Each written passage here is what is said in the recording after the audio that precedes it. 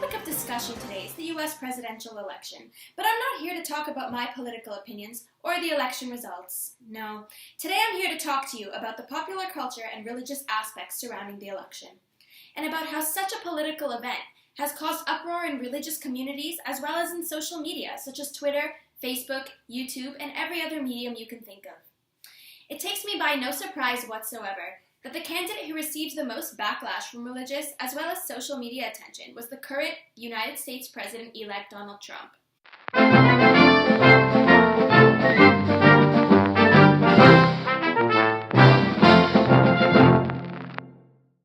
The snarky and degrading comments he's made about Hispanics, Muslims, women, the LGBT community, the intellectually disabled, and Rosie O'Donnell, and so many more minority groups definitely did not go unnoticed by the media.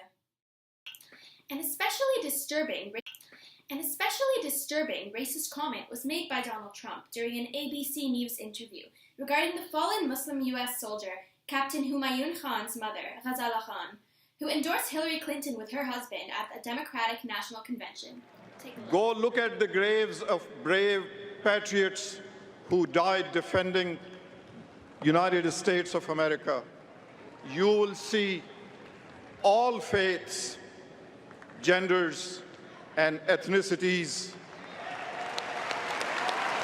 You have sacrificed nothing. His wife, if you look at his wife, she was standing there. She had nothing to say. Maybe she wasn't allowed to have anything to say. You tell me, but plenty of people. The especially disturbing part of this video is the fact that he thinks Mrs. Khan could not speak because of her religious beliefs. She quickly retaliated, explaining in the Washington Post that she was too emotionally distraught to speak after the loss of her son. The Islamophobia surrounding the comment made by Mr. Trump is evident, as is the use of stereotyping and essentialist identity. We asked a few voters what they thought about the comments. Take a look. You've heard the comments made by Donald Trump about the U.S. fallen soldier's mother, Ghazala Khan. What are your opinions on the situation? Oh, it was just awful. Donald Trump uses stereotyping about Islam here as a shortcut to try and understand Mrs. Khan, which is just unacceptable in my opinion. Thank you very much. So Donald Trump made some pretty derogatory comments about the Khan family. What are your opinions on that? Well, Mr. Trump really added a negative essentialist identity to the Muslim population, which I thought was rude. Through stereotyping Muslim women as being oppressed, he gives them the static identity by reducing the variety of other possible characteristics they may have. Yeah, thank you very much. Very publicized event caused a social media retaliation in the Muslim Twitter community, where thousands of Muslim women, particularly Americans, refused to stay silent. These infuriated women came forward and tweeted about their own stories and accomplishments of being Muslim American women under the hashtag #CanYouHearUsNow, involving tweets like, "I train young peace activists on effective advocacy using storytelling, media, and social media. Muslim women not allowed to speak? I gave a TED Talk and got a standing ovation. I became a journalist to pursue transparency to clarify misinterpretations that you shamelessly create. And I was a national surrogate for Bernie Sanders, spreading a message of respect and equality for all." Social media campaigning like the one we have just seen, following the comments made by Donald Trump, created group identity for Muslim American women rather than a personal identity. Sana Amanat spoke about situations like these in her TED Talk, saying, and I quote, "We allow others to create these definitions. We accept them to be true. We accept a standard of self, not our choosing. We become a splintered version of the person we are destined to be." As most of you know, popular culture played an enormous role in this year's presidential election. From endless memes to the genius comical minds behind Saturday Night Live, this election has definitely been one for the books. According to CBS Detroit, the presidential debates were actually the most tweeted about events ever, with over 17 million tweets having been sent out about the topic. The issue with social media being such a large part of such an important political event is the bias that was clearly shown by certain news stations against either Donald Trump or Hillary Clinton, which definitely impacted people's opinions. The aforementioned Saturday Night Live skits proved to have been a clear bias against the current president-elect. Take a look for yourself. Unfit to be commander-in-chief. Wrong. He is a bully. Shut up. He started the birther movement. You did. He says climate climate change is a hoax invented by China. It's pronounced China. My microphone is broken.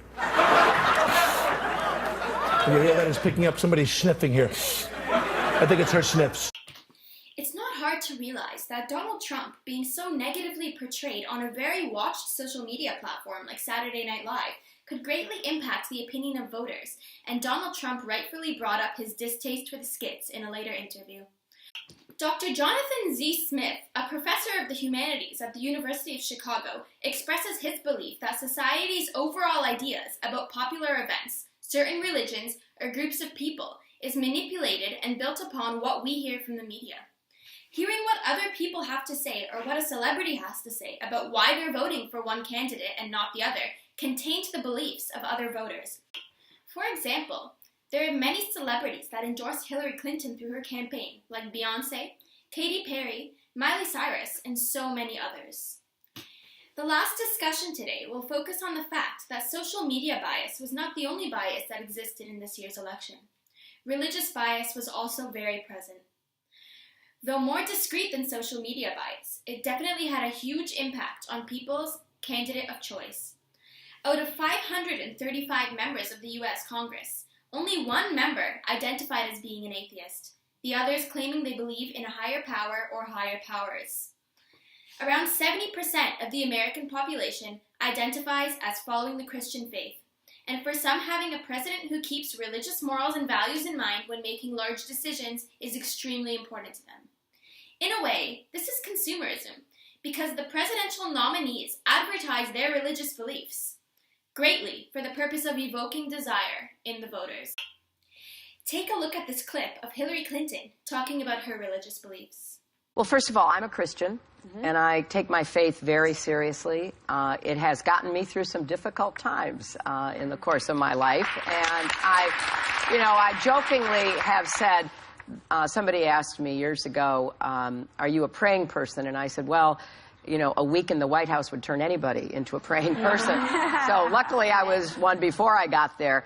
And Evoking the desire to have a religious president is a genius way to give the votes of the religious community, and I guess you could say, a great way to advertise themselves and make themselves seem more appealing of a candidate to the voters they're trying to target.